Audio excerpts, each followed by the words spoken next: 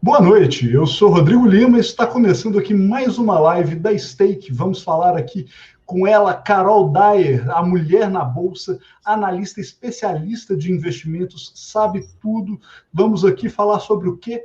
Vamos falar sobre rates. O que são os rates? São basicamente o primo rico, né? Não o primo rico, aquele influenciador de finanças, mas o primo rico dos nossos fundos imobiliários, que você negocia geralmente na bolsa, né? Está muito na moda, o pessoal agora que quer ter uma renda passiva, né, Carol? Buscando aí ganhar um aluguel, um certo planejamento sem a grande volatilidade que as ações oferecem. Temos esse mercado aí, nós vamos apresentar para os investidores aqui da Stake, como é que eles funcionam, quais são as principais características, as principais armadilhas que você deve evitar para investir nos REITs. Boa noite, Carol, tudo bem? Boa noite, Rodrigo, tudo jóia? Muito obrigada pelo convite. Estou muito feliz de estar aqui com a galera da Stake hoje. E é sempre muito bom a gente conversar sobre o que a gente faz, né? Eu acho que nada mais gostoso do que você passar para frente aquilo que você já pratica. Eu acho que o conhecimento, quando ele é a gente alia a teoria com a prática, acho que fica muito mais importante, né? Porque a gente consegue passar um pouquinho de experiência também. Então, vamos para a live. Queria só lembrar aqui para o pessoal deixar o pedido, para você já deixar o seu like, se inscrever no canal, compartilhar esse vídeo com quem você acha que pode curtir.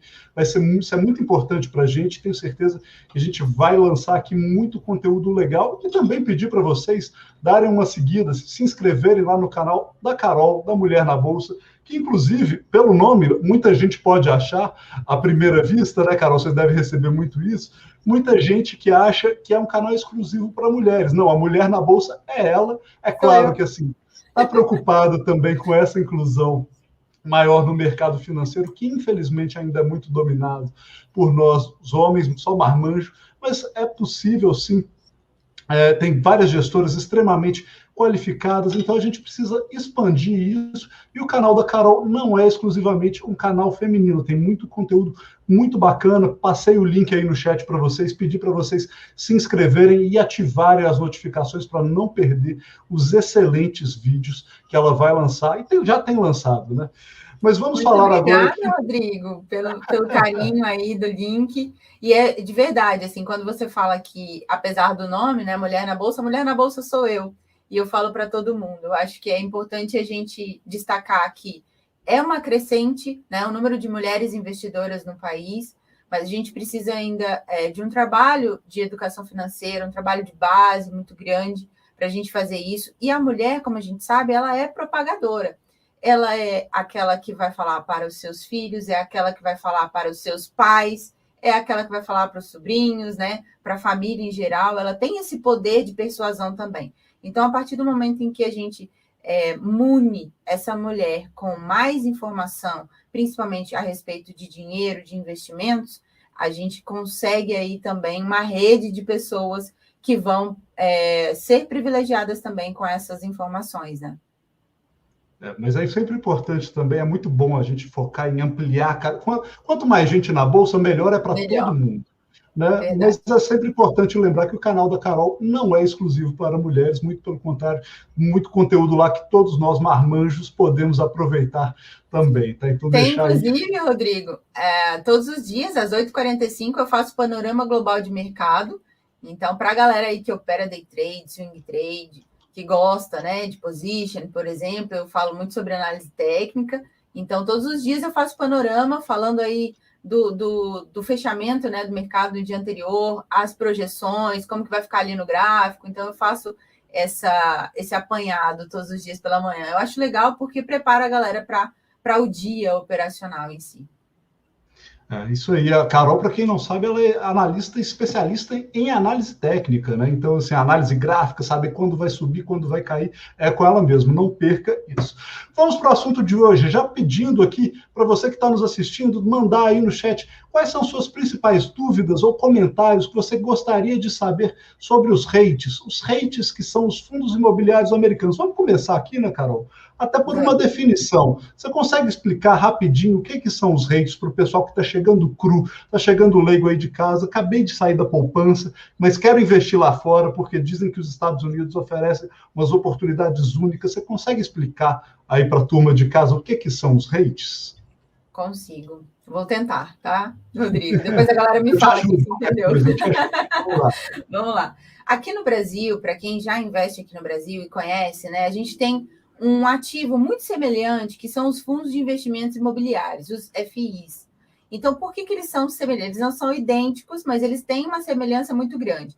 Então, você investe, né, no caso dos REITs, você é acionista de uma empresa que tem ativos mobiliários. E essas empresas, elas distribuem, né, segundo a lei, elas distribuem 90% dos lucros líquidos aos acionistas. Então, eles não são fundos, eles são empresas listadas em bolsa que também participam da administração desses imóveis. E aí, eles pagam, geralmente, o pagamento é trimestral, eles pagam os dividendos. Então, eles são empresas que têm um crescimento muito mais agressivo. Por quê? Porque elas podem, por exemplo, emitir dívidas, como as debêntures, né? Porque gera valor, gera caixa, enfim. O investimento que é em REITs, né? Você está investindo em imóveis, só que de uma forma indireta, né? Por quê? Porque esse REIT é que faz a gestão ativa desses imóveis. E aí a gente tem vários tipos, a gente vai falar daqui um pouquinho. Mas basicamente é isso, você coloca o seu dinheiro e aí você pode começar com um pouquinho capital. Você não precisa ter milhões de dólares para comprar, por exemplo, uma rede hoteleira gigante. Você pode começar com um pouquinho, né, investindo e sendo acionista de um REIT que faz a gestão dessa rede hoteleira gigantesca, e aí você vai receber 90% ali, né, o equivalente, né, aos acionistas, eles recebem. Por quê? Porque os REITs distribuem os lucros líquidos aos acionistas. Basicamente é isso. Tem até essa questão da acessibilidade, que é um ponto muito bacana que você tocou, né? Porque, assim, se você for investir em imóveis, né, muita gente pensa, assim, principalmente aqui no Brasil, a gente tem essa, talvez o pessoal da geração acima, né? Acho que o pessoal da nossa geração já está acordando para a importância de você investir em bolsa e tal, mas principalmente os meus pais, assim, pensavam em investir em imóveis. Se você for comprar um imóvel barato, assim, comprar um terreno, sabe? Um terreno barato vai estar girando aí numa faixa do quê? De uns 30 mil reais, né? Isso é um terreno extremamente barato, numa região não muito valorizada, não muito focada, assim. Você está falando de 30 mil reais. Pela stake, por exemplo, você pode comprar a fração de um REIT, né? Que vai fazer um investimento aí, e não apenas uma propriedade, né? Mas eles podem investir em shopping centers, em galpões logísticos, em lajes corporativas e mais toda uma série de imóveis diferentes, por valores muito menores, a partir até de talvez como R$100, você já pode adquirir uma fração de um REIT aqui pela stake, sem problema nenhum. E detalhe também, né, uma grande vantagem dos REITs e dos fundos imobiliários em geral, dos ativos listados em bolsa, é a liquidez. Né? Se você quiser se desfazer de um apartamento, ou de um terreno, ou de uma loja, você demora muito tempo para vender, né? Você não anuncia em um dia e no dia seguinte você realiza essa venda. Geralmente você vai demorar um prazo aí, sei lá, de uns 6 meses pelo menos, né? Se não anos, isso você tem que ficar pagando IPTU, se for um apartamento, você tem que pagar o condomínio, né? Já ao passo, se você estiver investindo num REIT, o administrador toma conta de tudo isso para você e ainda muito provavelmente ele tem inquilinos de longo prazo que vão estar ali com eles, você não vai ter uma vacância muito elevada. Então tem esse ganho aí, não apenas de liquidez, mas também de segurança, né, de uma tranquilidade, de você poder delegar para um gestor qualificado para fazer a gestão desses imóveis. Acho que isso é muito importante, né, de você ter essa segurança, assim, essa tranquilidade, né?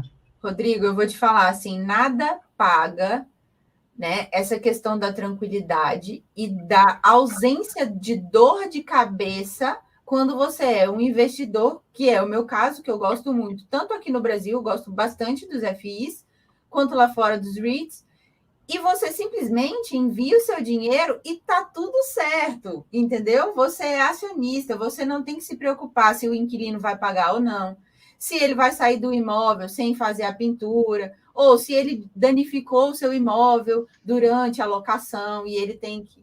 Você vai...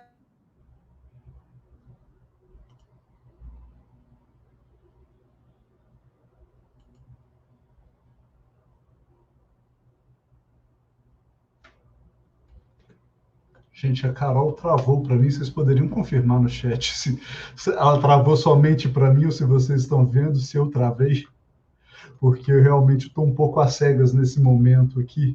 Não vou saber dizer se ela que caiu ou se a minha conexão que caiu. Ah, mas vocês estão me ouvindo, né? Tranquilo aqui. Dê um joinha aí para dizer se vocês estão me ouvindo ou não, que aí a gente continua. Só a Carol travou. Bem, uma pena, a gente vou seguindo aqui na esperança da Carol retornar, né? Mas o principal ponto, assim, muita gente vai investir em imóveis, em aluguéis, buscando o quê? Buscando ter uma tranquilidade de você ter uma renda passiva. Todo mês cair ali um dinheirinho na sua conta. Mas quem já foi proprietário de um imóvel, né, seja ele comercial ou seja residencial, sabe que às vezes você tem essa dor de cabeça com o inquilino, né? Você tem inquilino inadimplente, você tem inquilino que não cuida bem do seu imóvel, você tem inquilino que ele é um problema com o condomínio, com a vizinhança. Então, os fundos imobiliários, os REITs, você tem essa vantagem de você delegar isso para um gestor qualificado e simplesmente receber aí os proventos da operação, né? No caso, assim, seria o equivalente a um aluguel na sua conta, sem você ter de se preocupar com isso, né? Agora, quais são os tipos de REITs, né? Quais são os três principais? A gente tem os tipos e aí a gente tem os setores. A gente tem os tipos, a gente chama, em primeiro lugar, o REIT de tijolo, que ele é o mais simples. Assim, se você está começando a investir em REITs, de maneira geral, ele é o mais recomendado para você começar a investir. Por quê? Porque ele é de fácil compreensão. Como é que funciona ele? É basicamente, você está conferindo o seu dinheiro a um gestor, e ele vai adquirir propriedades, né, sejam eles terrenos, sejam eles salas comerciais, sejam eles residências, apartamentos ou até casas mesmo, para fazer o aluguel, e aí ele transfere, faz a gestão e depois transfere os proventos dessa operação, né, o pagamento desses aluguéis, ele transfere para os acionistas do fundo. Esses são os REITs de tijolo, eles são chamados de tijolo, por quê? Porque o fundo está fazendo a compra direta aí dos ativos imobiliários que ele faz a gestão. Já em comparação, vai ficar um pouco mais claro agora, se ficou um pouco confuso, você tem os REITs de hipotecas. O que eles fazem? Ao invés deles investirem direto nos imóveis, eles compram o quê? Os direitos dos recebíveis das hipotecas, né? Os direitos de que eles vão receber os aluguéis de outros terceiros imóveis. Então, isso pode ser interessante, porque aí o pessoal que toca o REIT, o pessoal que faz a gestão, não precisa ficar preocupado com a manutenção do imóvel de fato. Eles precisam avaliar o seguinte, fazer uma avaliação financeira. Um passarinho me contou que a Carol voltou. Voltei. Gente, aconteceu um pico de energia e a internet caiu. Sorry. Acontece. Os problemas do home office tem suas vantagens também, né? Bom, mas como a gente estava falando, Rodrigo, acho que você continuou aí enquanto eu estava fora, mas só para completar o raciocínio do que eu falava antes, a gente não tem a metade da dor de cabeça, enquanto investidores, do que a gente teria se fôssemos de verdade reais proprietários de um imóvel. Então, a ideia é essa, é diminuir ali o problema, porque, principalmente aqui no Brasil, como a gente sabe, é muito burocrático, tanto para você adquirir quanto para você vender, né? Então, essa é a vantagem também, como você citou, a questão da liquidez. Se eu tenho um dinheiro investido e hoje eu quero vender, eu consigo vender no mercado. O mercado está aberto, eu consigo fazer ali a negociação de venda, por exemplo. Então, é muito mais prático. Estava complementando isso aí, e eu já passei também, aproveitei um pouco para passar os tipos de REITs que tem no mercado, né? Falei sobre os REITs de tijolo, que eles fazem a aquisição direta dos imóveis. Estava falando agora dos REITs de hipotecas, que eles compram os direitos de recebimento de hipotecas de outros imóveis, né? Eles são, assim, eles podem ser interessantes para o investimento, mas eles são um pouco mais complexos, porque aí você tem toda uma equipe que está fazendo o valuation, ou seja, está fazendo a análise daqueles imóveis que estão por trás ali, fazendo a análise de risco de crédito.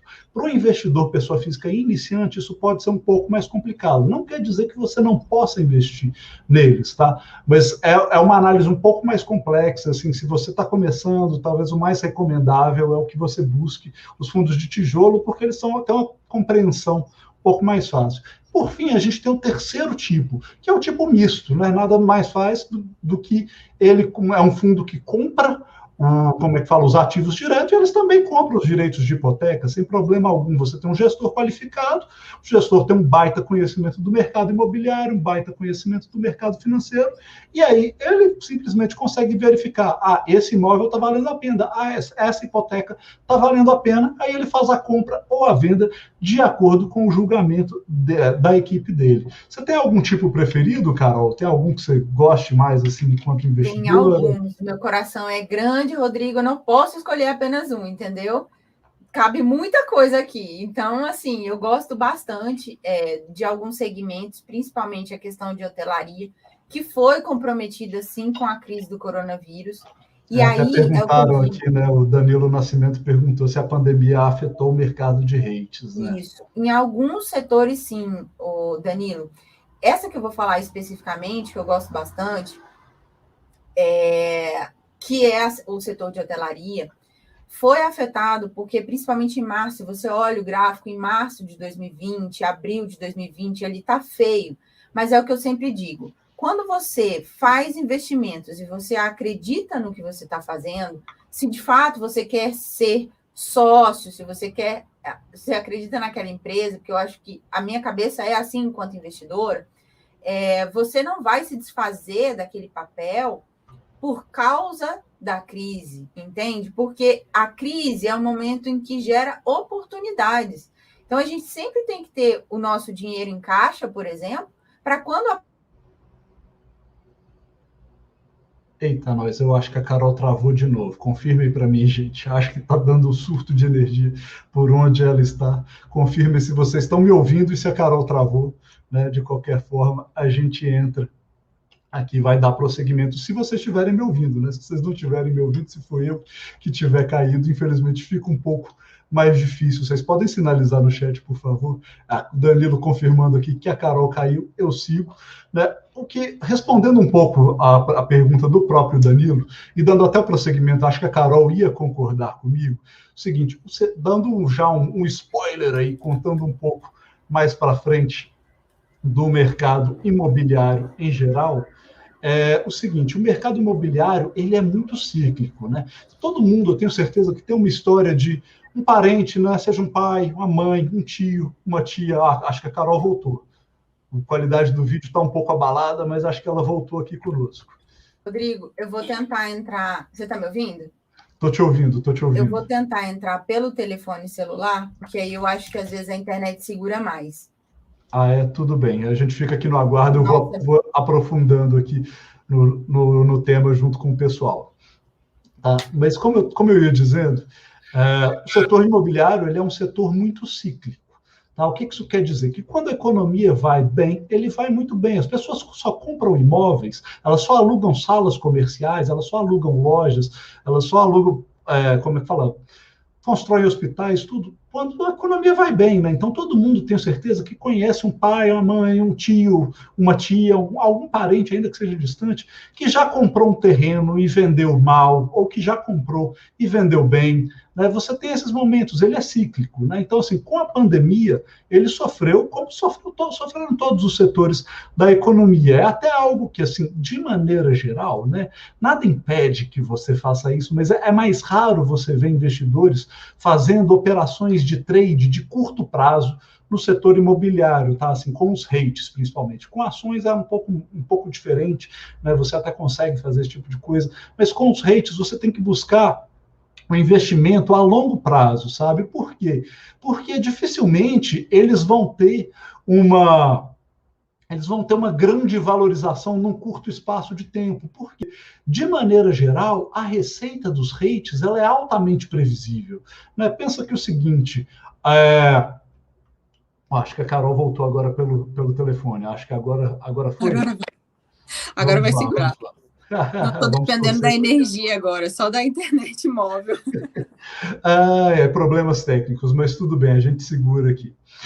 Eu estava explicando para o pessoal, Carol, não sei se você chegou a ouvir, assim, de como que o setor imobiliário ele é um setor cíclico, né? E que, inclusive, todo mundo já viu história de um tio, de uma tia que comprou um terreno e vendeu mais barato do que pagou, né? Ou comprou um apartamento e depois vendeu pouco tempo depois e depois ele valorizou muito mais. Ele vai bem quando o mercado vai muito bem, né? E, assim, também falando da previsibilidade dos rendimentos, dos rates e do mercado imobiliário como um todo, assim, mas principalmente dos rates, né? As construtoras são um pouco mais diferentes, mas os rates por quê? Pensa que, por exemplo, você tem uma grande empresa que uma grande varejista, não vamos aqui citar nomes nem nada, mas ela aluga um grande galpão logístico. Ela não está pensando em fechar o aluguel desse galpão para daqui a 3 meses, né? Não, surgiu um galpão mais barato, vou fechar aqui, vou mudar. Não, você tem custos altos para mudança, né? Até a gente, quanto pessoa mesmo, tem esses custos para mudança. Você não fica que nem doido, aluguei um imóvel, vou procurar um apartamento mais barato, vou procurar uma casa mais barata. Isso não acontece, né, Carol? Com Então, certeza. assim, dificilmente você vai ver uma valorização muito grande dos rates, mas também dificilmente você vê uma desvalorização tão grande. Claro que em momentos de estresse, como foi a crise de 2008, como foi a crise do coronavírus, eles caem bem, sim, como cai todo o mercado, mas eles têm uma previsibilidade. Pode cair o valor do ativo, mas a receita tem uma certa previsibilidade aí, né? Então você tem essa segurança E eu razoável. digo assim, Rodrigo, eu estava falando antes de cair pela segunda vez, eu estava falando da questão do setor de hotelaria, que foi muito comprometido na época, né? Mas que voltou, principalmente nos Estados Unidos. Eu passei os meus últimos 7 meses lá. Então, a gente viu essa reabertura. Obviamente que agora tem uma nova variante, as coisas estão mudando de figura, mas eu consegui pegar desde o lockdown total lá até a reabertura e nem usar máscara mais a gente estava usando lá.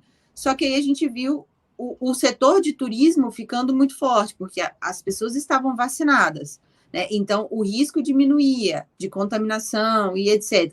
Tudo Doido isso para viajar.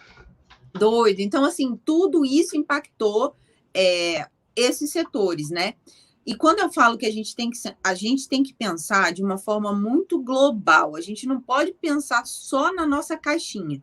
Então, como você estava falando da questão de logística, veja bem, qual é a ideia, né, desses fundos, por exemplo, os fundos industriais, assim, que a gente insere também tanto as indústrias quanto essa questão de logística. É você pensar que o e-commerce ele está cada vez maior e mais forte. A gente viu uma pandemia em que todas as empresas a maioria das empresas foram fechadas, né? E a gente ficou em casa, mas a gente não parou de consumir. Onde que a gente consumia? Internet. Esses e-commerces, eles precisam de colocar as mercadorias em algum lugar. Aonde é que eles vão colocar? Em galpões. Então, é um movimento global e é um movimento muito que não tem mais volta, porque as pessoas já estão no digital agora, então, depois de março de 2020, muito mais. Então, a gente tem que pensar fora da caixinha. Data Center, que é um outro segmento de REIT que me apaixona, assim, né? Por quê? Porque são alugados para empresas de telecomunicação. Minha gente, a gente vive isso. Eu estou aqui conversando com você por causa disso. Então, é tudo muito lógico. A gente não vai parar de consumir esses produtos, por exemplo. A gente não vai parar de consumir tecnologia. Eles vão precisar alocar as suas empresas de telecomunicação, de tecnologia. Eles precisam alugar espaços. E esses espaços estão disponíveis através de REITs. E eu, enquanto investidora, posso me beneficiar disso através de uma ação. Então, outra coisa importantíssima, Rodrigo, você tinha me perguntado sobre os meus, né, preferidos. Lá na Califórnia, eu estava em São Francisco, e existe um REIT, né? Existe uma empresa que se chama Public Storage. As pessoas, vocês já sabem, né? Americano têm um poder de consumo muito alto. O que eles compram com o dólar, a gente nunca vai comprar com R$1. Então, se você pegar moeda, não estou falando de câmbio, estou falando mesmo de valor da moeda. A gente não compra com R$1 o que o americano compra com o dólar. Então, eles têm um poder de consumo muito alto. Isso criou uma sociedade altamente consumista. Eles são consumistas demais. Eles consomem tanto que não cabem as coisas que eles compram dentro de casa. Todo americano aluga um espaço, um storage, para colocar bugigangas, tranqueiras. E isso não vai mudar. Só que, olha a notícia boa. Essa empresa, eu estou falando só de uma, mas existem várias, mas essas empresas de personal storage, elas têm REITs listados em bolsa. Então, olha as oportunidades que estão, assim, estampadas na nossa cara. Eu falo porque... Public Storage, que inclusive é um dos maiores REITs do mundo, né? Ele é um de maior valor de mercado. Exatamente. Não necessariamente o melhor, tá, gente? Assim, não é uma recomendação de investimento. Mas o maior, né? O conteúdo é só educacional aqui, mas é um dos principais REITs do mundo. Esse. E eu vou falar de uma experiência, de uma coisa muito prática, experiência. Eu peguei, a gente viajou de São Francisco até Los Angeles de carro. E em toda cidadezinha que a gente parava, você tinha ali public storage. Ou seja, é uma empresa presente na maioria das cidades, principalmente da Califórnia, e nos Estados Unidos inteiro. Então, assim, é um tipo de negócio que deu certo e que não tem previsão para dar errado. Porque as pessoas não vão parar de comprar, cara. As pessoas não vão parar de entulhar as suas casas de bugiganga e precisar de um espaço extra e alugar esse espaço extra. E assim vai. É a roda do dinheiro infinito, né? Não vai acabar nunca. E é até interessante isso que você falou, Carol, porque é o seguinte, dentro do próprio segmento de REITs, a gente tem vários setores, alguns que se deram mal com a pandemia e outros que se beneficiaram, né? Justamente assim, os REITs de hotelaria, shopping center, sofreram muito no início da pandemia por uma questão óbvia, né? As pessoas não estavam saindo de casa, não iam viajar, né? Como é que esses REITs não vão, como é que fala, subir? Não tem como, eles acabaram caindo. Pois é, só que aí você tem esses REITs de data centers, você tem também os REITs de infraestrutura, né, como torres de telefonia lá nos Estados Unidos, eles são alugados. É até uma grande vantagem que a gente tem no mercado americano, que a gente tem muito mais possibilidades de investimento do que no mercado brasileiro, né? Até tem uma pergunta aqui, cadê? Deixa eu procurar aqui. Foi a Denise Abramovic que mandou aqui logo no início da live. Qual é a diferença entre investir em REITs e fundos imobiliários aqui no Brasil? Uma das principais características é essa, você tem muitos mais setores disponíveis, por exemplo, não saberia dizer se a gente tem, por exemplo, fundos imobiliários de data center no Brasil, acredito que não. Sei que esses de infraestrutura, como, por exemplo, torres de telefonia, a gente não tem. Também REITs residenciais, fundos imobiliários residenciais no Brasil a gente não tem. Então, aqui no Brasil, a gente fica muito restrito a quê? Galpão de logística e shopping center, né? Ao passo que no mercado americano, a gente abre... Lojas comerciais também, né? Tipo, prédios comerciais. Lajes corporativas, a gente também tem bastante lajes corporativas. Ao passo que no mercado americano, a gente abre para uma série de possibilidades, com outra característica, que é uma grande vantagem para o mercado americano, que é a seguinte, liquidez. O mercado de fundos imobiliários brasileiro, ele é um mercado muito do investidor pessoa física. Tem pouca gente comprando e vendendo. O investidor institucional não costuma olhar muito para esse mercado. Então, às vezes, você entra num papel, vai montando uma posição grande, chega uma hora que você quer sair, você quer vender, fala, poxa, não, preciso, sei lá... Não, acho que a minha tese de investimento aqui não vai mais, porque acho que, por exemplo, essa coisa de shopping já está passando com essa coisa de e-commerce, eu quero vender esse fundo imobiliário de shopping center. Você não encontra gente para comprar, você vai ter que vender a um preço muito mais abaixo para você sair da sua posição, sabe? Já ao passo que o mercado de REITs dos Estados Unidos, ele é um mercado trilionário, então você tem aí vários players, você tem uma liquidez muito grande, além dessa diversidade de escolhas, né? Que outras diferenças que a gente pode citar aí, né? Acho que a diferença de tributação é uma boa, né, Carol? Exato, e tem também a questão da própria gestão, né, Rodrigo? Que ela é uma gestão ativa. Então, o REIT, a diferença, né, dele para o fundo imobiliário também, é que o REIT, você tem uma perspectiva de um crescimento muito mais agressivo, porque a gestão é ativa, ou seja, essas empresas, elas têm total participação na administração desses imóveis, né? Elas podem, como eu falei lá no início, emitir dívidas, coisas que os fundos imobiliários não têm, a gestão é passiva. Então, a gente destaca, e uma pessoa perguntou assim para mim, não, mas aqui a gente distribui 95%, né, dos rendimentos aos acionistas, mas lá são 90% dos lucros líquidos, né? E aqui não. Então, existe essa diferença, e a gente precisa também falar de um detalhe, Rodrigo, que eu esqueci. Existe, inclusive, um ETF, que é o Global X Super Dividend.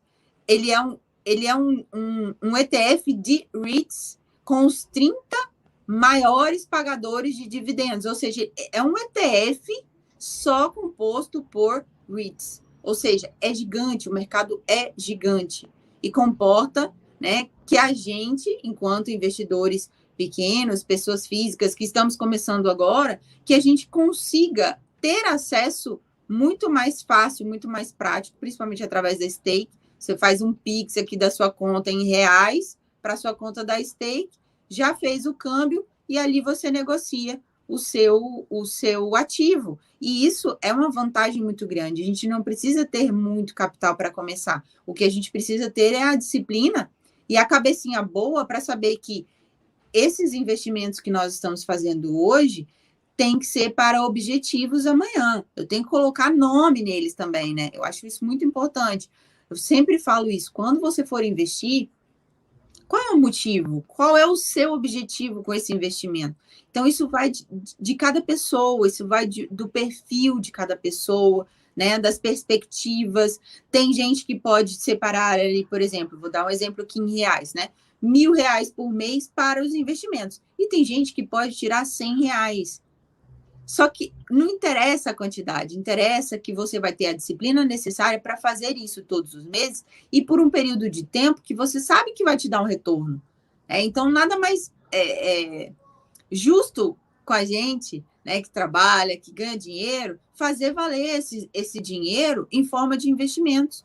Por quê? Porque eu vou colocar o meu dinheiro para trabalhar por mim, depois que eu já ganhei, né? Depois que eu já ganhei, ele vai trabalhar por mim, sozinho. Até essa questão do objetivo que você falou é um negócio muito importante de estar em linha, né? Assim, que os rates, dificilmente você vai ver um movimento como a gente vê em ações, assim, que, sei lá, a ação às vezes chega a subir 300% em poucos meses, assim. Por quê? Por conta daquilo que a gente falou, da certa previsibilidade das receitas, né? Então, geralmente, para o investidor que está buscando investir em REITs, o que você deve ter em mente, né? Assim, gerar uma renda passiva, você ganhar ali os seus dividendos trimestralmente, né? E a ideia é o quê, né? Até você gerar uma certa bola de neve ali. Você vai pega esses dividendos. Se você está numa fase de construção de patrimônio ainda, né? Você ainda não atingiu sua independência financeira, você não pode parar de trabalhar, não pode parar de aportar. Você pega esses dividendos, o que você faz? Você reinveste eles, você compra mais. E aí, da próxima vez que tiver uma distribuição de dividendos, você vai receber dividendos ainda maior, até virar uma grande bola de neve, que até é o título da biografia do Warren Buffett, né? Chega uma hora que você não dá conta de gastar mais aquilo, né? Assim, esse é o objetivo. Ao passo, assim, de mais uma característica, Rodrigo, falando sobre a pergunta da Denise, tem um tipo de contrato que se chama Triple Net Lease, é o NNN que eles chamam, que é um tipo de contrato em que todas as despesas ficam por conta do inquilino e os REITs recebem de forma líquida o valor do aluguel. Tem um REIT, inclusive, que eu tenho na minha carteira, que ele é dessa forma. Ou seja, ele não fica com nenhum tipo de despesa. E isso já é previsto no contrato. Então, nos FIs não existe essa previsão. A gente não tem essa previsão, né? Então, é uma grande diferença e que faz uma diferença, né? No final das contas, porque os REITs recebem de forma líquida ali já o valor do aluguel. Não, e os REITs, eles são geridos como uma empresa, de fato. Eles têm um conselho executivo ali, que são indicados, sim. Direção. Então, tem essa diferença aí dos FIIs, né? Tem toda a questão de compliance, do conselho não estar conflitado, é uma gestão assim, não quer dizer que a gente não tenha gestões sérias no mercado de fundos imobiliários brasileiro, não se trata disso, mas tem um grau de profissionalismo a mais lá nos Estados Unidos, que ele não necessariamente é adotado no Brasil por padrão. Até pode haver fundos imobiliários brasileiros que adotem esse tipo de gestão, mas lá nos rates eles são obrigatórios por lei, né? Eles são padrão.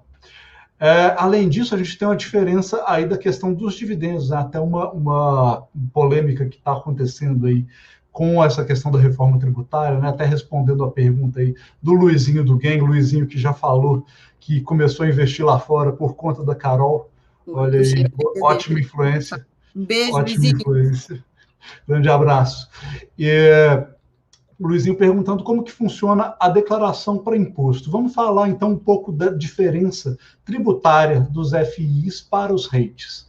Né? Qual que é uma diferença básica? Que é o seguinte, os dividendos lá fora eles são tributados. Né? Eles são tributados em 20% diretos na fonte, então você já tem essa tributação. Agora, se por um lado, e aqui no Brasil, por enquanto, os rendimentos dos fundos imobiliários são isentos de tributação, eu não estou acompanhando essa reforma de fato, não vou saber em que pé que estava. Primeiro falavam, vamos taxar os rendimentos dos fundos imobiliários, depois parece que voltaram atrás. Hoje eu estou não sei como é que anda. Ninguém sabe, Rodrigo. Até aconteceu a martelada final, ninguém sabe. Pois é, um período de incerteza, que é até um problema também, né, para a gente enquanto investidor. Você investir nesses momentos de incerteza é muito difícil, né? Se você não sabe se compra, se vende, o que você faz?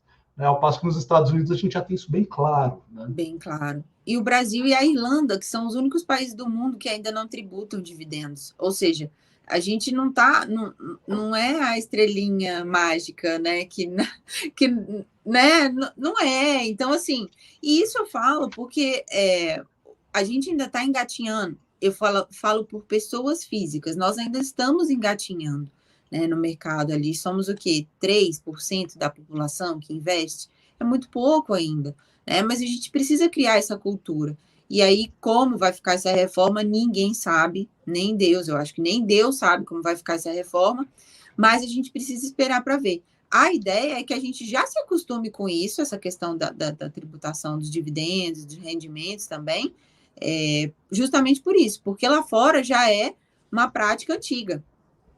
Não, e tem uma coisa também, assim, se a gente tem essa tributação, no Brasil a gente não tem a tributação dos rendimentos dos fundos imobiliários, lá fora você tem um pouco aí de uma balança, assim, uma mudança que acaba tornando os rates, de certa forma, um pouco mais atrativos, que é o seguinte, no Brasil não tem isenção de imposto sobre os ganhos de capital dos fundos imobiliários, ou seja, se você comprou um fundo imobiliário a 100, vendeu ele a 110, você tem que pagar a tributação de 20% ali na hora. Não interessa se você comprou R$100, se você comprou 1 milhão, tanto faz, você vai ter que ser tributado da mesma maneira. Já no caso dos REITs, eles entram no investimento no exterior, que movimentações de até R$35 mil por mês, é R$35 mil, não é isso mesmo? R$35 mil por mês, elas são isentas de tributação. Acima disso, a tributação é de 20%. Mas mais do que a gente pensar aí, talvez, nessa arbitragem assim, tributária, né? Pensar assim, poxa, nos Estados Unidos tem tributação, no Brasil não tem tributação, acho que eu vou investir no Brasil. Você tem que pensar numa diversificação global do seu portfólio de investimentos imobiliários, né? Você não pode se dar ao luxo de ter todos os seus investimentos expostos a um único país. Isso vale até para os Estados Unidos. Não é recomendável que todos os seus investimentos estejam somente nos Estados Unidos. Assim, claro, pode estar no mercado americano, porque o mercado americano ele te dá acesso ao mercado global. Você pode investir na Bolsa Americana na China, na Europa, no Sudeste Asiático, na Austrália, no Japão. Né? Agora, no ideal não é que você consiga... Até no Brasil. Pois é, até no Brasil. Você pode comprar companhias brasileiras investindo na Bolsa Americana. É claro que para nós brasileiros isso não faz muito sentido, porque é mais barato investir direto aqui na Bolsa Brasileira. Mas, de qualquer forma, o importante é você diversificar o seu portfólio, né? Não ficar pensando tanto assim, nesse, eu vou ter que pagar 20% nesse dividendo. Né? Poxa, já pensou, por exemplo, tem um REIT que investe no prédio mais famoso do mundo, que é o Empire State Building, sabe? Lá em Nova York, todo mundo já ouviu falar no Empire State, você pode ser dono de um pedaço dele, sabe? Então, assim, Você consegue diversificar os seus investimentos globais aí através do investimento de REITs, né? E eu falo, Rodrigo, sempre assim que quando a gente vai investir, você tem que ter a cabeça de dono. Você não pode ter a cabeça de, vou ver o que dá essa ação aqui. Não, você tem que ter a cabeça de dono. Eu sou muito assim, sabe? Por exemplo, eu tenho ações do Costco, eu só compro no Costco, que é uma grande atacadista, rede atacadista lá nos Estados Unidos. Eu tenho ações da Starbucks, eu amo o café da Starbucks, eu não vou no Peet's Coffee, eu não vou em qualquer outro, entende? Eu tenho, por exemplo, um REIT, que é esse que eu estava falando de hotelaria, eu só me hospedo na rede de hotelaria desse REIT. Então, assim, a gente vai se acostumando com essa ideia e faz muito sentido, porque o dinheiro vai voltar para você, entende? Em forma de crescimento da empresa, em forma de dividendos, enfim, é um dinheiro que você vai empregar, mas a companhia, de certa forma, é sua também. Então, a gente tem que ter essa cabeça, porque senão você não consegue entender como é que funciona essa cabeça de investidor. Isso eu estou falando de longo prazo. É diferente, claro, de quando você tem modalidades de investimentos ali a curto prazo. Mas se você estiver falando aí de montar posição, de ter carteira de buy and hold, é esse tipo de cabeça que a gente tem que ter, de investidor, né? Eu acho que o Warren Buffett, ele é uma das pessoas que mais leva isso ao pé da letra, né? Ele investe em companhias há milhões de anos, as mesmas companhias, né? E vê o crescimento delas e trabalha ali nos conselhos delas também. Não está preocupado se sobe, se cai amanhã, né? Não está passando esse sufoco olhando o home broker, né? Pensar para o longo prazo mesmo, não ficar ali sofrendo com a tela, né? A pergunta interessante aqui do Mário Silva: com home office, como fica o setor de lajes corporativas nos REITs? E aí, Carol, você arrisca algum palpite? Olha, vou falar para o Mário o seguinte: foi triste passar essa temporada, entre aspas, né? Triste passar essa temporada ali nos Estados Unidos, de ver o Vale do Silício praticamente fechado. Todas aquelas empresas, assim, a gente mora ali pertinho, fica em Foster City, que é na região da Bay Area de São Francisco, fica ali PlayStation, a Visa, o Google, o Facebook, todas essas gigantes, assim, elas estão ali localizadas. E antes, né, anos anteriores, eu vou falar por 2018, 2019, que foi a última vez que eu fui, 2020 parou tudo, a gente não foi, e eu voltei lá em 2021, para tomar minha vacina, principalmente. E 2018, em 2019, você passava, assim, prédios gigantes, cheio de gente, a galera, você passava horário de almoço, a galera estava ali naquelas pracinhas que tem na frente, todo mundo almoçando, socializando e etc. Foi todo mundo para o home office. Só que, a partir do momento que começou a flexibilizar o lockdown, as pessoas começaram a voltar. De nenhuma maneira, eles fecharam os escritórios. E eles também não vão aderir totalmente ao home office. Tem partes sensíveis das empresas que não podem sair das empresas. Então, eu acredito que, obviamente, pode haver, sim, uma redução a partir de agora, né? Pessoas que trabalham em atividades que não estão tão ligadas às questões de segurança, de dados, etc., você pode fazer, né? O trabalho fim, por exemplo, você pode fazer da sua casa, mas em determinadas áreas das empresas, que são o coração, né? O core das com empresas, dados sensíveis, né? É impossível sair dali, entende? Por exemplo, um Apple Park daquele, como que ele vai simplesmente acabar e as pessoas, cada um, vão para suas casas? Ali tem os maiores segredos daquilo que a gente utiliza como tecnologia. Eu tenho certeza que Steve Jobs deixou ali um papiro, eu brinco sempre isso, um papiro escondido, né? Uma cápsula do tempo que vai se abrir daqui 20 anos e vai ter alguma coisa muito inovadora lá. Enfim, são coisas que a gente não consegue enxergar, não consegue conceber como 100% home office. Não fica, de verdade não fica, não tem como, principalmente setores de tecnologia. E a gente está falando de tecnologia porque eu estava ali naquele coraçãozinho, eu fiquei 7 meses, os últimos 7 meses lá. Então, a gente acompanhou esse movimento, e eles estavam voltando. E aí, agora está fechando um pouquinho de novo, tá? Voltando à questão do lockdown. Então, é um setor que foi impactado, de certa forma, mas ele não tem essa tendência de fechar completamente. Eu complementaria dizendo isso, né? Muito provavelmente não vai voltar assim 100% a ser o que era antes e tal, mas também não vai acabar, né? Essa é a verdade, não é o fim do mundo. Tem vários trabalhos que ou eles são importantes, assim, são necessários de serem desempenhados direto no escritório, ou eles são importantes, até uma questão assim, por exemplo, de alguém de um comercial, né? Que coisa do olho no olho, da confiança.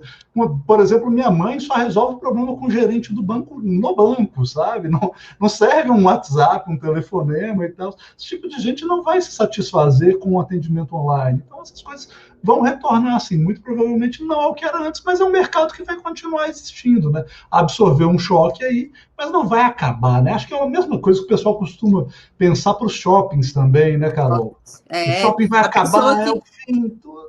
A pessoa que compra, ela precisa de ir a uma loja, experimentar um sapato, experimentar uma roupa, ela não se contenta em pedir online. Essa é a verdade. Para a nossa geração, é um pouco mais fácil você pedir online, mas para outras gerações ou para pessoas, independente da geração, mas para determinadas pessoas, é impossível você escolher apenas uma roupa ali da sua casa, na internet, e simplesmente esperar chegar no correio. Então, mesmo as pessoas, por exemplo, lá nos Estados Unidos, em que as pessoas são muito consumistas, né, principalmente ali de internet, de chegar hoje mesmo, você pede na Amazon, de manhã, meio-dia está na porta da sua casa, é um negócio surreal. Mesmo para essas pessoas, eu acompanhei no início de março, quando as lojas estavam reabrindo lá, Rodrigo, impressionante, fazia fila, obviamente, muito... as pessoas muito educadas, respeitando o distanciamento, existia uma marcação no chão, ninguém ultrapassava aquela marcação, termômetro, etc., álcool, não sei mais o que, máscara, ok, mas eram filas para poder entrar nas lojas que estavam fechadas desde o ano passado. Né? Restaurantes, por exemplo, que a gente falou assim, não, mas os restaurantes não vão ser afetados, porque a gente pede comida em casa. Não, as pessoas amam ir a um restaurante, sentar numa mesa, serem atendidas. O que aconteceu lá na Bay Area? Os condados, né, principalmente o de São Mateus, que era onde eu estava, os restaurantes eles foram colocados do lado de fora. A prefeitura fechou as ruas, não passava carro, e os restaurantes colocaram as suas tendas com as suas mesas do lado de fora para atender as pessoas. Ao ar livre, né? E estão assim até hoje, ao ar livre. Então, mudou. A gente não tem a mesma configuração de antes, mas não acabou. E eu acho que não vai acabar. Mas uma coisa que eu acho que é legal da gente pegar desse papo aqui, que inclusive acho que é uma das principais, até umas armadilhas de investir num rate e tal, é de você ter uma narrativa, né? Ter uma tese de investimento por trás. Assim, eu acredito, por exemplo, que o setor de shopping centers está muito depreciado, o pessoal bateu muito em shopping nessa pandemia. Tudo bem, não vai voltar ao que era antes, mas também não vai acabar, ainda tem muito fôlego, aí tem gente que gosta de shopping. Então eu vou comprar um shopping center. Ao passo do pessoal falar, poxa, não, acho que shopping center é muito arriscado. Eu acho que, em compensação, o setor de telefonia, né, o acesso à internet e tal, ele vai continuar crescendo cada vez mais. Então eu vou investir num rate, por exemplo, que ele aluga torres de telecomunicação. Você tem que ter uma história, não olhar só aí para o histórico dos dividendos, até porque o seguinte, os dividendos, eles são uma fotografia do passado, né? No passado, esse rate aqui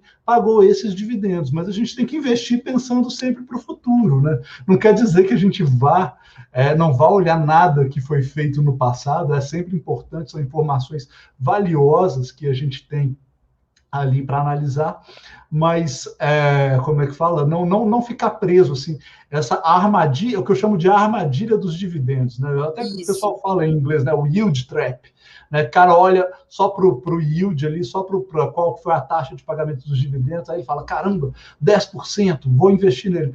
Mas às vezes você não sabe, né? Assim, você tem às vezes ali um rate que pagou um dividendo espetacular por um evento que foi simplesmente aconteceu uma vez, né? Teve alguma liberação judicial aí de recursos que estavam em disputas, e aí ele pagou um excelente dividendo naquele último trimestre, mas que ele não vai se repetir no futuro. Então, o mais importante é você olhar assim, os dividendos estão crescendo, como é que está a estrutura da gestão, como é que está a estrutura dos imóveis, é sempre importante a gente olhar isso. O que mais você gosta de analisar, Carol? Eu olho bastante isso e essa questão assim do setor em si. Rodrigo, eu estava ali, por exemplo, o Danilo respondendo a pergunta do Danilo aqui. O Danilo perguntou. Eu gosto muito de olhar, assim, independente de análise técnica. Quando eu falo de REIT, eu falo de carteira de longo prazo, né? Então, a análise técnica, ela funciona muito bem, mas para curto, médio, né, de até 1 ano, ali você pode utilizar a análise técnica muito bem, ela vai funcionar. Mas para o longo prazo, que é acima de 1 ano, ela não funciona muito bem os indicadores. Então, você tem que olhar outras condições. Uma das coisas que eu olho bastante é o in loco, sabe? Você ver a empresa, você entender a ratio daquela empresa, você entender o core business dela. E, principalmente, estar atento aos detalhes. Tem um REIT, e eu vou falar disso assim, porque quando a gente verifica que todas as casas e apartamentos ali na Califórnia são construídos, principalmente ali, eu falo dali porque é a região que eu morei, né? Minha mãe mora lá, meu padrasto, então, a região que a gente tem mais contato, assim. Todos eles são construídos de madeira por causa dos terremotos, né? Então, ou seja, existe um REIT da construção civil que ele tem terras para plantação de eucalipto para a construção dessas casas. Então, qual é a possibilidade disso vir a dar errado, entende? Tá, causas naturais, mas fora isso, não tem. Por quê? Porque as pessoas sempre vão precisar de madeira para construir, de madeira para reformar. As casas não são e não podem ser feitas de alvenaria por conta da geologia do local, e as pessoas vão precisar de madeira. Para isso, ele tem terras. Para isso, ele tem plantações de eucalipto, plantação de madeira. Então, eu posso investir num REIT desse, né? Então, assim, são pequenos detalhes que eu acho que fazem toda a diferença. Faz sentido a gente dar uma pesquisadinha, né? Dar uma olhada no Google, mesmo que você não esteja lá, mas hoje a internet possibilita a gente a estar no local mesmo sem estar lá, né? A gente tem essa rapidez, essa facilidade de acessar as informações. Tem um Google Earth aí também que dá essa sensação de transcendentalidade, né? Então, assim, a gente pode observar essas questões, verificar as empresas que a gente gostaria de investir, principalmente, e trabalhar para ter ali o nosso dinheiro também, parte desse capital investido em REITs, porque é uma boa opção, eu acredito, né, para a gente ter em carteira. E como você falou, Rodrigo, a gente não pode ter todos os nossos... como é que é? Não pode ter todos os ovos numa só cesta, né? E também não pode ter todas as cestas num só galinheiro, entende? Porque, assim, imagina, não é que, eu vou só comprar ações aqui no Brasil. Não, aí você está colocando todos os seus ovos numa só cesta.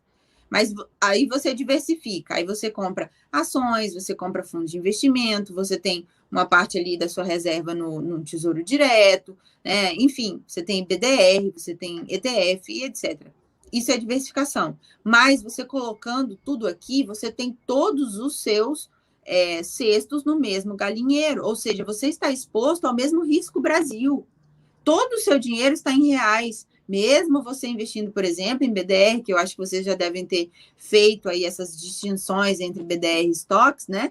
Então, todo o seu dinheiro está em real. E a gente não pretende ter uma carteira de investimentos assim. Por quê? Porque você aumenta demais o seu risco. Da mesma forma como o Rodrigo falou, não é legal você também colocar todo o seu dinheiro no mercado americano. Ele é o maior do mundo. Ok, ele é o maior do mundo. Mas não é só por isso que você vai deixar todo o seu dinheiro lá. Então, a diversificação ela é muito importante, né? E tem, assim, chances de dar muito mais certo do que você fazer uma única coisa. Sem dúvida, a diversificação assim sempre muito importante, principalmente para o investidor pessoa física que tende a concentrar mais os seus investimentos. Por isso que a gente bate tanto nessa tecla, que de maneira geral os investidores de sucesso, os investidores institucionais diversificam muito mais do que o investidor de varejo. Papo aí entre geralmente uma carteira de institucional não tem menos que 10, geralmente até uns 20 ativos aí compõem a carteira de um grande investidor. A Glenda aqui perguntando, então existem REITs que são investimentos do setor imobiliário que também estão ligados a outros setores por conta dos tipos de imóveis, correto ou não entendi? Justamente, né, tudo muito interligado, né, você tem os REITs de lajes corporativas, que eles vão depender de como que está a economia em geral, né, como que estão os escritórios, eles estão sendo afetados, por isso as empresas estão contratando, elas estão se expandindo, você vai ter os de galpões logísticos, né, os varejistas estão vendendo, estão precisando de depósitos para isso, né, ou até esse REIT que você comentou aí sobre, como é que fala? De plantação de madeira para alvenaria, né? Isso para alvenaria não, para construção de civil. Construção então, civil. Tudo sempre interligado, né? Na economia, acho que é difícil você pensar um setor que exista sozinho. Exato, né? exato. E Glenda, quando você for lembrar disso, lembra da história de guardar a tranqueira. Dos americanos guardando tranqueira. Eles alugam espaços para guardar coisas que eles compraram tanta coisa que não cabe mais em casa. Que eles não precisavam. Não precisavam, exatamente. Mas eles são tão apegados que eles não têm coragem nem de doar e nem de vender. Eles têm que guardar, porque uma hora vai precisar. Parece a minha mãe falando, né? Ela fala tudo isso. Não, se eu jogar fora hoje, amanhã eu vou precisar disso. Então, ela não joga fora, ela guarda. Então, para isso, esses public storage aí da vida. Pessoal, a gente está chegando aqui a 1 hora de live. Eu queria só reservar aqui esses últimos minutos. Primeiro, para se você já tiver alguma dúvida, manda ela aí no chat, a gente tenta sanar até acabar. E queria também pedir para vocês deixarem o seu like, se inscreverem no canal se vocês estão gostando da live e compartilhar aqui numa plataforma, principalmente 100% gratuita, para você saber assim, poxa, gostei dos rates, mas é um universo gigantesco, são centenas de rates disponíveis no mercado americano. Por onde eu começo? Não sei por começar a buscar, então eu vou compartilhar aqui com vocês no chat e vou compartilhar a tela também para explicar como vocês podem navegar nessa plataforma para descobrirem diferentes rates, poderem comparar uns com os outros. Aí eu estou compartilhando aí no chat a plataforma do All Rates, que é um screener, e vou compartilhar minha tela para mostrar como é que vocês podem interpretar aí os dados que você tem nessa plataforma para fazer uma análise de que rates você deve investir, de que rates você não deve investir. A gente não vai fazer aqui nenhum valuation específico, mas só alguns indicadores que vale para você ficar de olho e comparar uns com os outros. Tudo bem? Deixa eu compartilhar aqui, peraí, acho que tive um problema aqui, compartilhar uma guia. Aqui, All Rates. Carol, me diz se vocês estão vendo a minha tela. Sim. Show de bola. Então, estamos aqui na plataforma do All Rates, tem aqui todos os rates listados no mercado americano. Aqui eles estão ordenados por market cap, a plataforma, infelizmente, é em inglês. Tá? Mas não é nenhum problema assim que você não consiga resolver com o Google Tradutor. Tá? Market cap, valor de mercado, temos aqui os maiores rates do mercado americano aqui. O maior rate de todos é o American Tower, que ele é o quê? Um rate do setor de infraestrutura. Ele tem torres de telefonia. O valor de mercado dele é de 128 bilhões de dólares, né? Um rate gigantesco, de fato. Aí aqui você tem a última cotação dele, 282 dólares e 76 centavos. Preço por FFO. O FFO ele é um fluxo de caixa do fundo imobiliário, né? Praticamente uma receita. E aí, mais importante do que você ver, fala, poxa, eu não sei interpretar, 30,9 está alto, está barato. Mais legal do que você pensar no valor absoluto é você comparar, você fala, poxa, quero investir num rate do setor de telefonia. Será que ele está barato? Será que ele está caro? Você pega e você pode comparar isso com os outros. Né? Você tem aqui também outros dados, se a gente rolar essa barrinha aqui para o dado, olha eu fazendo barbeiragem aqui ao vivo. Né?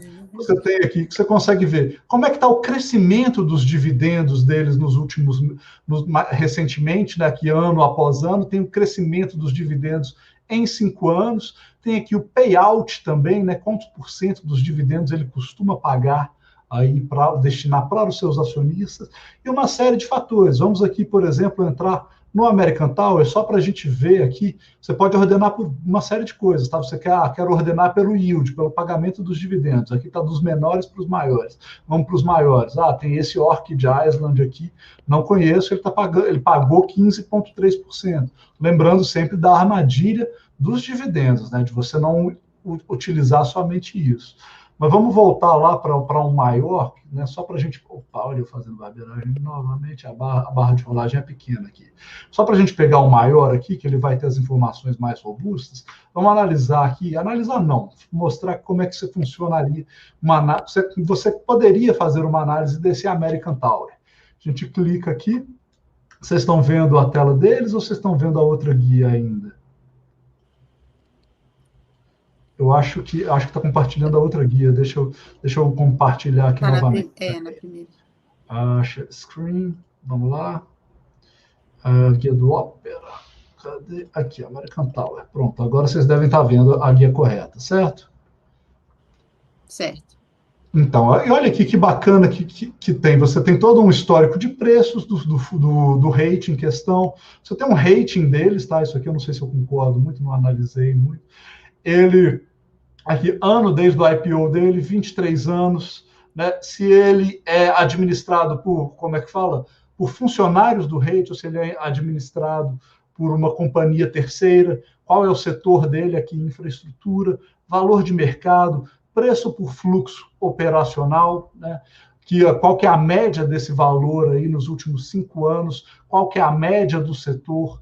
Você consegue ver aí os retornos, né? Qual foi o rendimento desse rate em uma semana, em 30 dias, em 1 ano, 5 anos, 10 anos, 20 anos. Se os dividendos, como foram os últimos dividendos deles, se eles estão crescendo, se eles estão diminuindo, se eles estão constantes, né?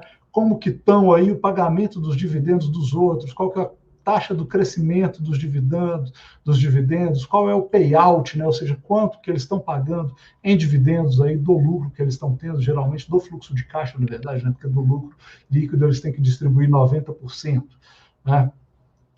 Aí você tem também os dados financeiros, o fluxo de caixa operacional, fluxo de caixa por ação, preço por fluxo de caixa operacional, dividendos, quais são os ativos deles, qual é a dívida deles, dívida por ativos, né? Dívidas para geração de caixa pelo EBITDA, né? Qual que é a maturidade dele, as suas propriedades, uma série de outros fatores, né? Qual que é a diversificação, né? Se eles têm ativos em outros setores aqui, além, esse aqui, por exemplo, ele é 100% de infraestrutura, 100% de torres de telefonia, mas eles tem rates que vão ter diversos tipos de propriedades, tá? Vai ter rate que vai ter shopping center e que também vai ter galpão logístico e que também vai ter data center, tem rate que mexe com tudo. E tem até a diversificação global aqui, você vê que ele é um rate que está presente em uma série de países, mostra aqui o número de propriedades, ele está mais pesado até na Índia do que nos Estados Unidos, uma curiosidade, eu não sabia disso. Então é uma ferramenta muito bacana para você que quer começar e aprofundar aí os seus estudos nos rates, né? Lembrando aí, claro, nunca considerar só um único múltiplo, só um único indicador, mas pode ajudar aí você a compor a sua análise para saber se você deve comprar ou não um rate, né? Já conhecia a ferramenta, Carol? Conhecia, Rodrigo. Muito legal, muito bacana, né? Muito completa, bacana. Né? E 100% gratuito. E é super intuitiva, né? E aí, uma última pergunta aqui da Glenda Condo. Para quem está começando agora, no geral, acham que os rates são mais fáceis de acompanhar do que os fundos imobiliários? E aí, Carol? Bom, pela plataforma da Stake, eu posso dizer que é super fácil acompanhar os REITs, e ainda mais porque quando você digita, por exemplo, o ticker, né, o código de um ativo lá na Stake, se você rolar até o finalzinho assim da tela, você vai ver diversos artigos relacionados com aquele ativo. E eu acho que isso dá um poder de informação muito grande mesmo.